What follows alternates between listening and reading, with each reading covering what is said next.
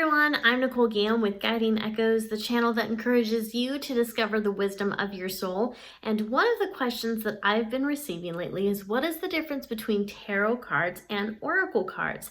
And to piggyback off of that, one of the viewers recently asked how tarot and oracle can be combined during readings. So let's start with this. All tarot cards actually are oracle cards, but not all oracle cards are tarot cards. Kind of like how all thumbs are fingers, but not all fingers are thumbs. That would be a little weird, right? So I want to show you some of my favorite tarot cards, some of my favorite oracle decks, so I can show you what the difference is. And be sure that you watch the video through completion if you want to know how you can blend oracle and tarot cards to get better, deeper readings. So the first thing that I want you to notice about tarot is that tarot is uniformed and oracle cards are not. And that's something we'll talk about a little bit more later in this video.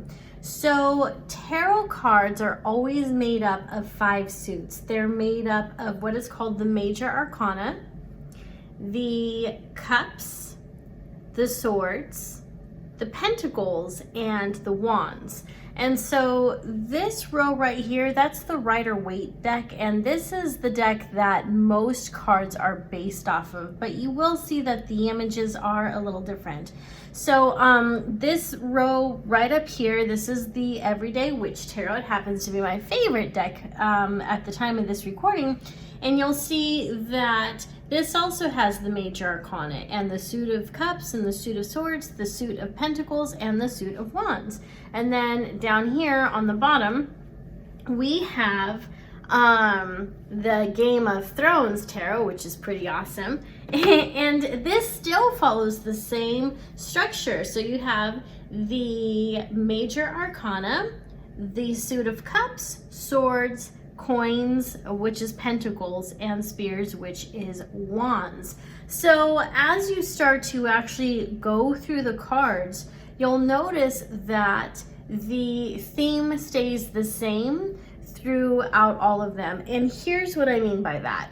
So I've gone ahead and laid out a portion of the cup suits from each of these decks so you can see how they're uniformed and how they stick to a specific theme, even though these are different themed decks. So we are looking at the suit of cups. So when you look at the first card for each deck, you'll see that the very first card is the Ace of Cups. And so in the Rider-Waite, it's depicted as a cup that has all of this water and energy flowing out of it. And in the Everyday Witch, we still have a cup that has water flowing out of it. And in the Game of Thrones themed tarot, we have Joffrey's wedding chalice that was gifted to him. In the second card, we have the Two of Cups. And so in the Everyday Witch tarot, we see a union of some sort. We see 2 people basically doing a cheers. We see something similar in the Rider-Waite, where it's 2 different people holding 2 different cups and they're coming together. And then again, in the Game of Thrones, they're sticking to that theme. So these 2 cups represent 2 people coming together. And 3 of Cups, the same thing. We see 3 different parties happening.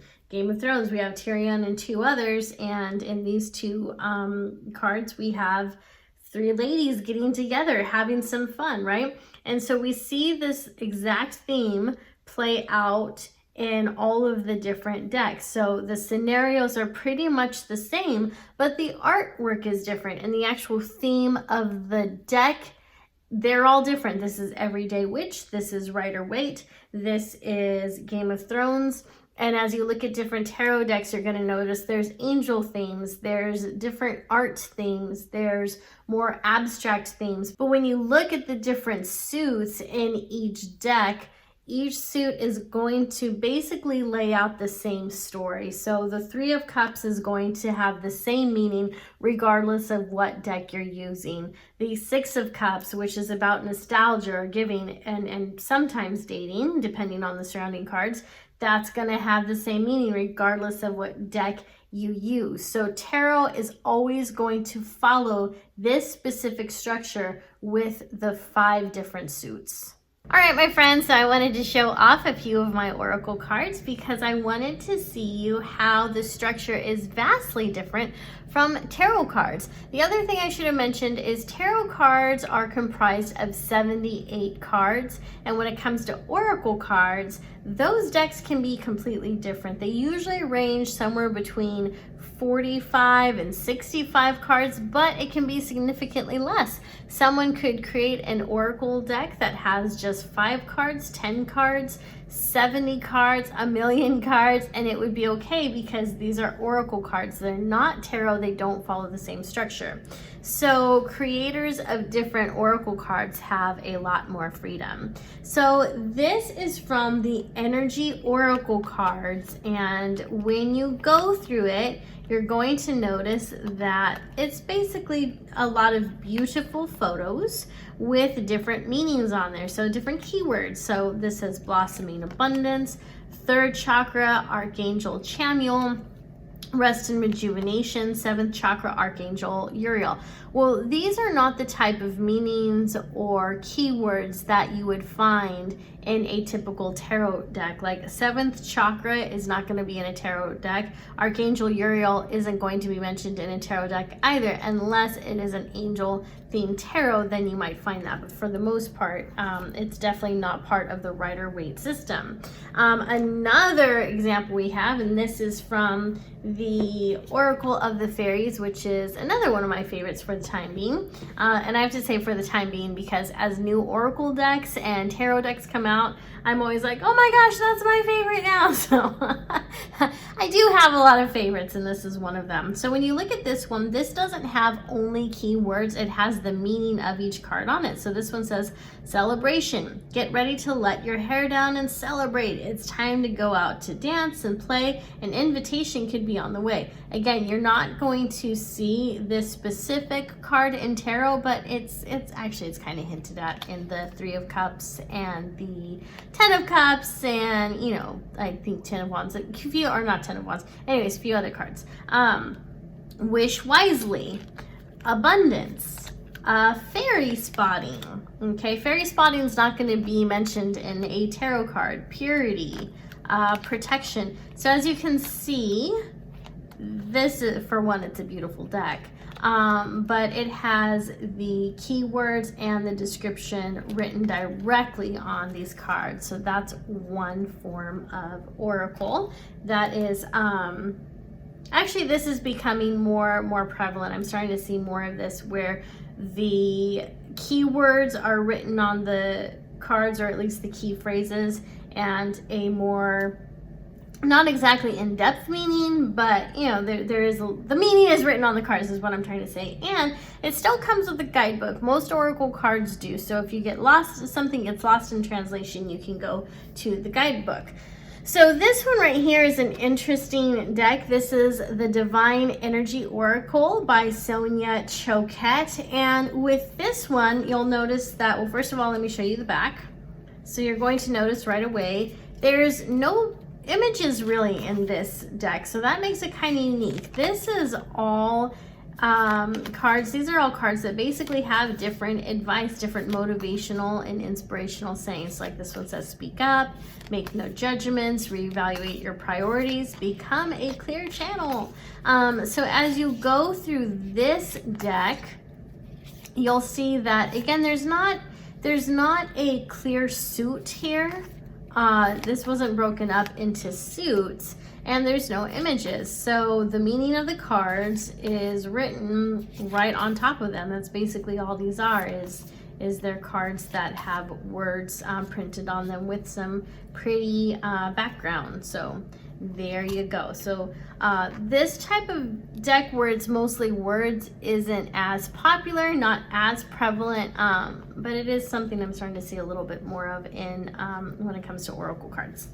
I prefer images because that's what my intuition works really well with, but if you're more of a word person and maybe images distract you, this type of a deck could be wonderful for you. So this is the Work Your Light Oracle cards.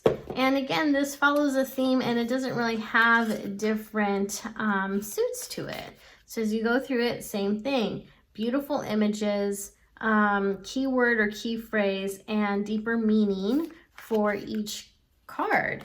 And so this is another one that has an excellent guidebook to it. So if you get confused about the cards, of course, you can turn to the guidebook. But I do find the meanings of these cards to be pretty dry and cut. I don't think I've ever had to go to the guidebook for these. All right, and this is the Talking to Heaven Oracle deck, and these are mediumship cards. So if you are a beginner medium, I should say, or you're someone who has interest in mediumship, or you're someone who does have a loved one who's crossed over to the other side, this may be a deck that you enjoy. So this theme is mediumship, and this is not broken down into categories or suits, but it does give lovely messages. So the way that you would work with this and any other deck really is you ask a question and you pull cards. But since this one's focused on mediumship, you would think of the person you want to connect to on the other side, shuffle or mix up the cards, flip them over, and this is supposed to help you get the answers to the questions you seek. So this one says, it was my time to go. I am learning over here. I'm not dead. So as you can see, these are beautiful messages that are very common in mediumship readings. So again, no suits, no cookie cutter structure. This is a deck that is oozing with the energy, the wisdom, the experience of James Van Praagh, who is a very well-known, very gifted psychic medium. So he was kind enough and innovative enough to put the most common messages that come through in readings into messages for these cards. So I think this is a brilliant deck.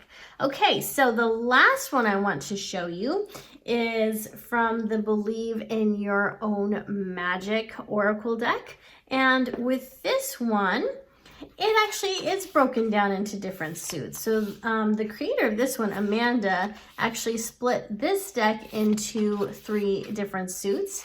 And I believe the different suits are princesses, witches, and mermaids. But these are broken down into suits and into a structure that she created. It is not something that is required for oracle decks, because as you can see from looking at the different cards and little samples you got here, oracle cards are pretty much, well, they have a lot of freedom.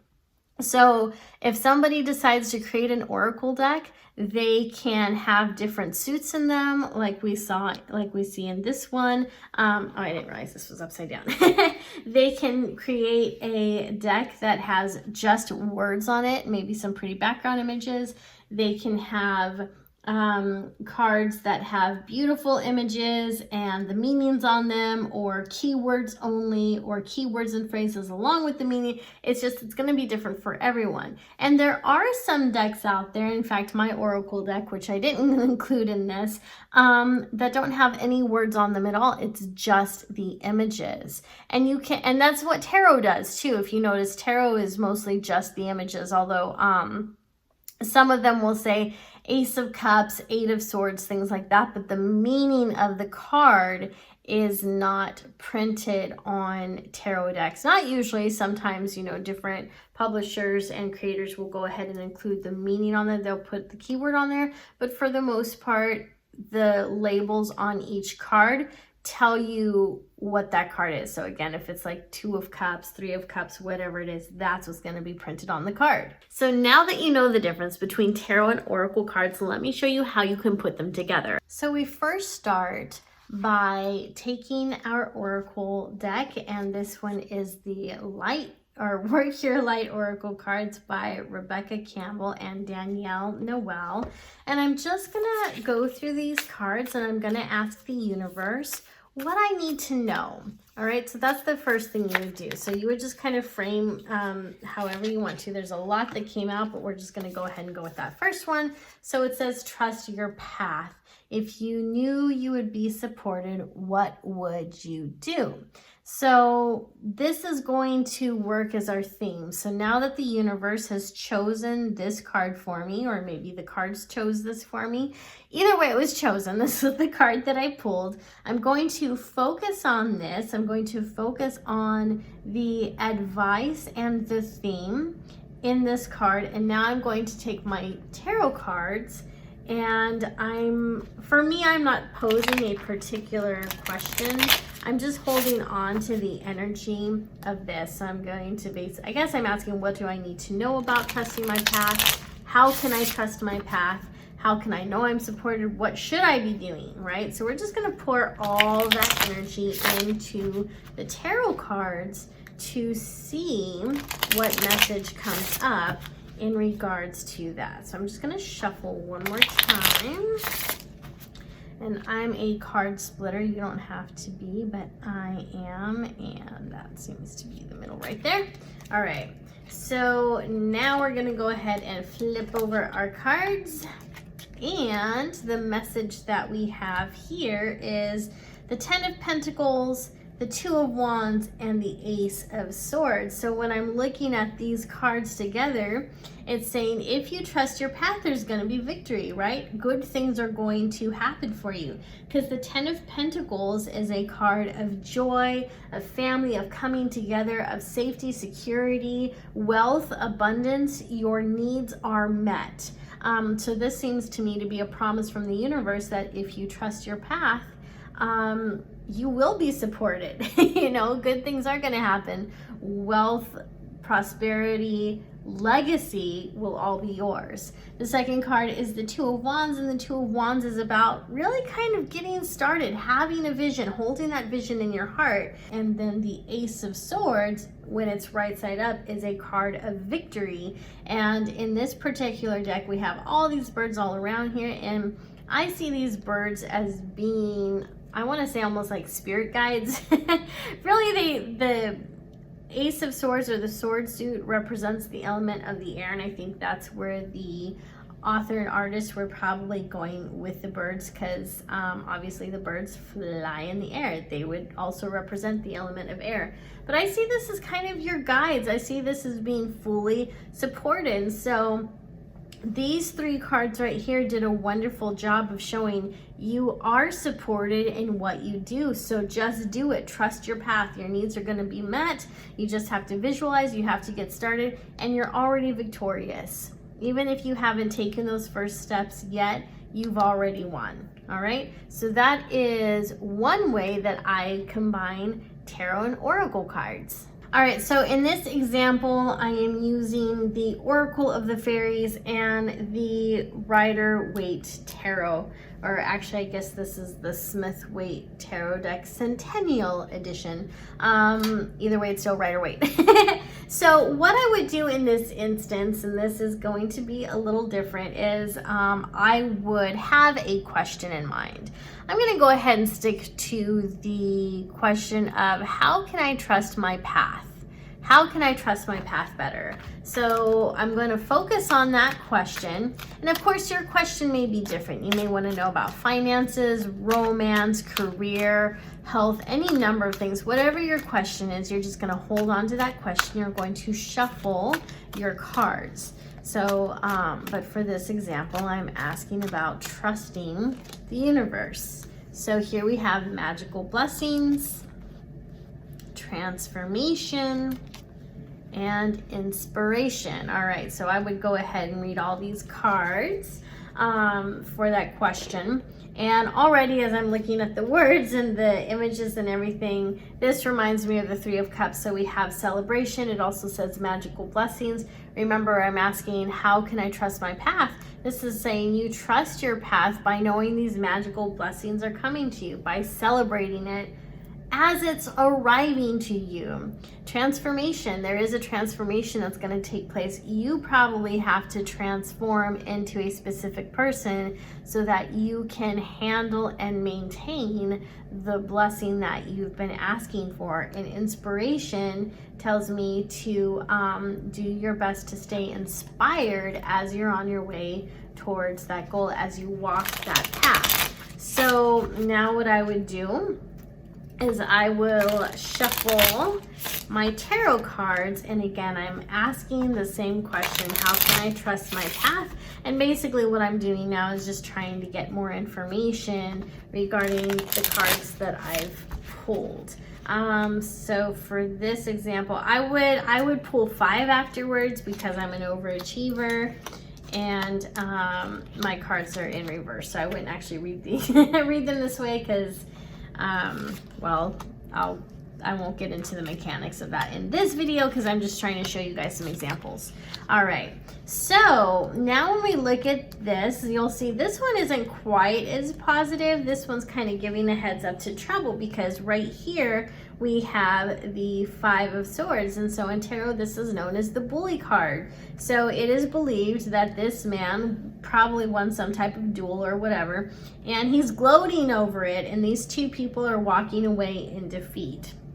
So with this card, it is saying as you trust your path, and as you're going through the transformation, as you're celebrating, there's still going to be some challenges on the road to your goal, to your dream, to your purpose. As you're living your purpose, there's still going to be challenges, and you might run into a situation where you end up kind of being the bully, where you're the one who wins. And if that's the case, you don't want to gloat, you don't want to be that person. But on the flip side, you might also be one of these people who's feeling rejected because you didn't do good enough, or someone stole some praise from you, they stole an idea, something happened that was very unfair.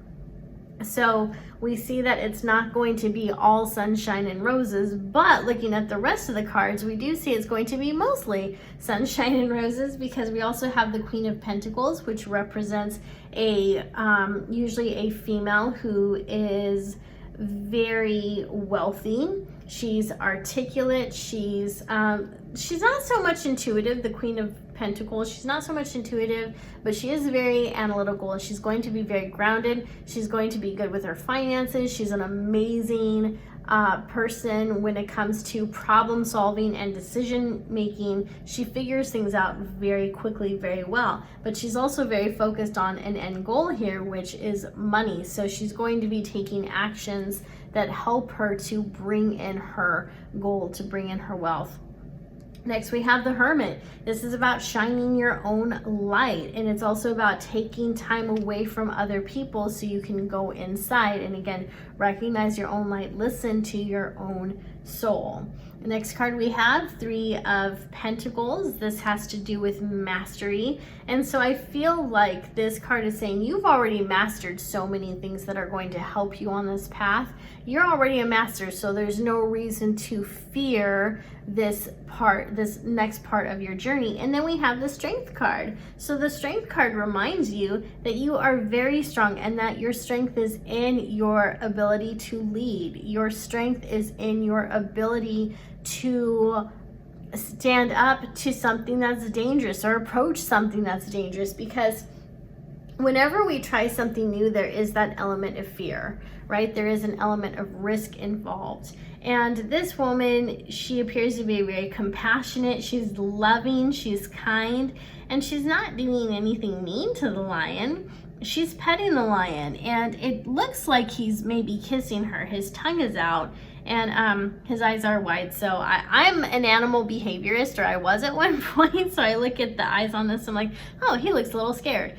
But I don't think that's what the artist was going for. So we see that her gentleness, her kindness has allowed her to approach this animal that's potentially dangerous, but he has become vulnerable to her. She has earned his trust, and now she's able to touch him with full faith that he's going to kind of submit, right? He's not going to bite her. He's not going to hurt her. He's going to allow her to approach and to touch her. And so her strength is in her compassion, her kindness, and her intuitiveness. And she's also got the infinity symbol above her. And so this tells me she's very focused, she's consistent, and she is divinely guided and protected by the universe. So those are the two ways that I myself blend tarot and oracle cards. And again, if you watch various different readers here on YouTube, and there's so many amazing talented ones on here,